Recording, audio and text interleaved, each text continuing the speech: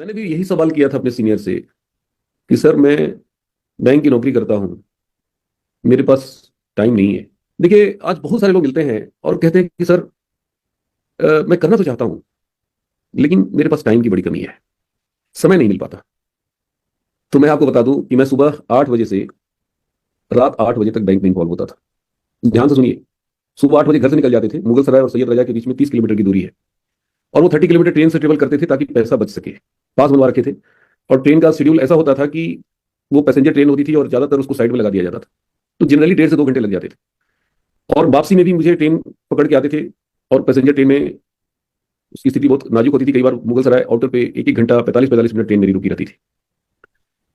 मैंने भी यही सवाल किया था अपने सीनियर से कि सर मैं बैंक की नौकरी करता हूँ, मेरे पास टाइम नहीं है।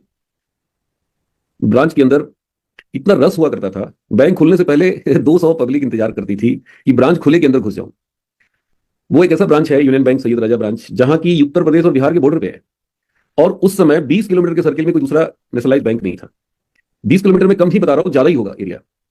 नतीजा था कि इतनी रस होती थी कि मैं बता नहीं सकता।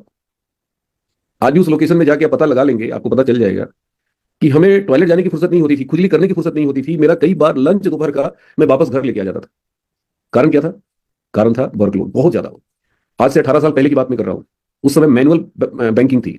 उस समय गूगल पे, फोन पे, पेटीएम, एटीएम कुछ नहीं हुआ करता था। नोट काउंटिंग मशीन तक नहीं हुआ करता था। और उस जमाने में इतना ज्यादा थक जाते थे हम लोग, बैंक से बाहर जब निकलते थे तो ऐसा लगता था कि एक नया जन्म हो रहा है, एक नया आज मेरा उदय हो रहा है। वो फीलिंग मैं बता नहीं सकता आपको। हर दिन की कहानी थी। हर दिन हम जंग लड़ते थे बैंक के अंदर। और उसके बाद जब आरसी बिजनेस आया तो मैंने अपने सीनियर को यही कहा था कि देखिए भाई, मैं नहीं कर पाऊंगा, मेरे पास टाइम नहीं है। तो मेरे सीनियर ने एक बहुत अच्छा एग्जाम्पल दिया। उन्होंने बताया कि इंग्लैंड में एक अंधा आदमी, ब्लाइंड पर्सन, नेटवर्क मार्केटिंग से, डायरेक्ट सेलिंग से करोड़पति हुआ।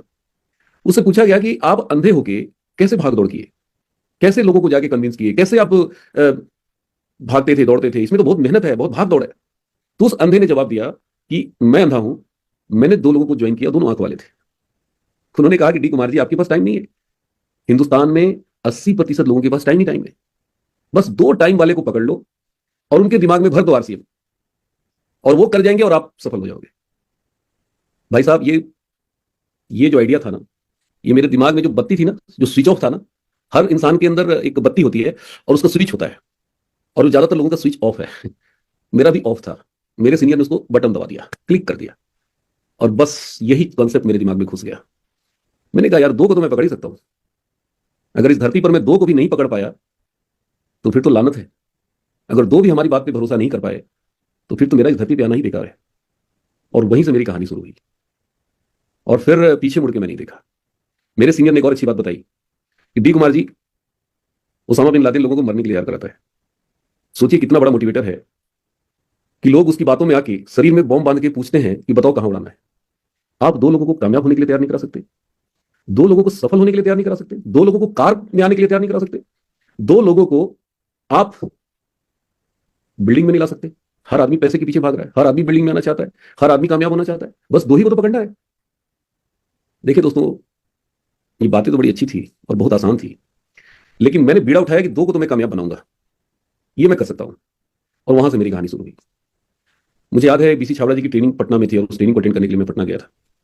और उसमें बीसी सर ने एक बहुत अच्छी बात बताई कि इस बिजनेस को अगर अपने लिए करोगे तो नहीं कर पाओगे, और अगर 2 लोगों की कामयाबी के लिए काम करोगे तो तुम इतनी ऊंचाई पे चले जाओगे कि जिसकी कल्पना नहीं कर सकते हो।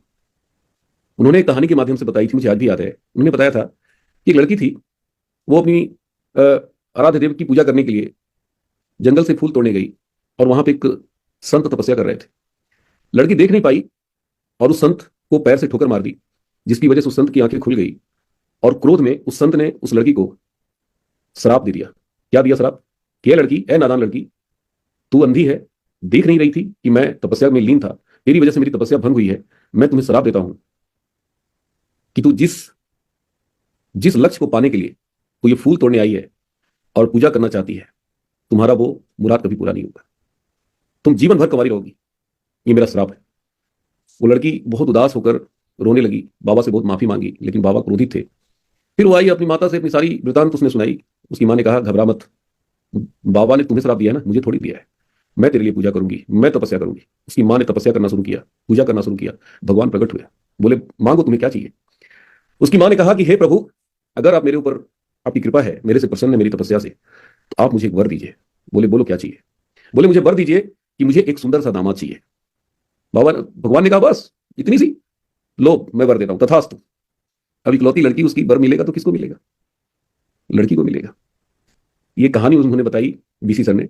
उन्होंने कहा कि जिस दिन आप अपने डाउन के लिए अपने आप को बलि चढ़ा दोगे, अपनी सारी इच्छाओं की बलि चढ़ा दोगे, अपने आराम की बलि चढ़ा दोगे, अपने स्वार्थ की बलि चढ़ा दोगे, अगर एक व्यक्ति को कामयाब बना दोगे, एक व्यक्ति को, तो फिर तुम कितनी ऊंचाई पे जाओगे इसका अंदाजा नहीं कर सकते। और दोस्तों, वो ट्रेनिंग मेरे जीवन की टर्निंग पॉइंट रही। मैं वहां से आया और मैंने संकल्प ले लिया कि अब प्रलय भी आ जाएगा तो भी मैं एक व्यक्ति की कामयाबी के लिए काम करूंगा, और एक नहीं दो के लिए काम करूंगा। और वो मैंने शुरुआत की। मैं भूल गया कि मेरा क्या होगा। आज इंसान इतना कमजोर क्यों हो गया है, इतना डरपोक क्यों हो गया है, इतनी घबराहट क्यों होती है आरसीएम करने में। कारण क्या है? सबसे बड़ा कारण है इंसान अपने बारे में सोचता है। बीसी सर ने कहा था उस ट्रेनिंग में कि आज इंसान अगर 24 घंटे में 15 घंटा जागता है, अगर वो 18 घंटा जागता है तो सोचता है। और सोचता है तो क्या सोचता है? सिर्फ अपने बारे में सोचता है, अपनी सफलता, अपनी कामयाबी के बारे में सोचता है, अपनी चेक के बारे में सोचता है, अपनी इनकम के बारे में सोचता है। और यही कारण है कि वो जब आरसीएम में आता है तो उसकी सोचने की जो प्रवृत्ति है, उसकी सोचने की जो आदत है, उसकी सोचने की जो हैबिट बना हुआ है, यही हैबिट उसको यहां पे कामयाब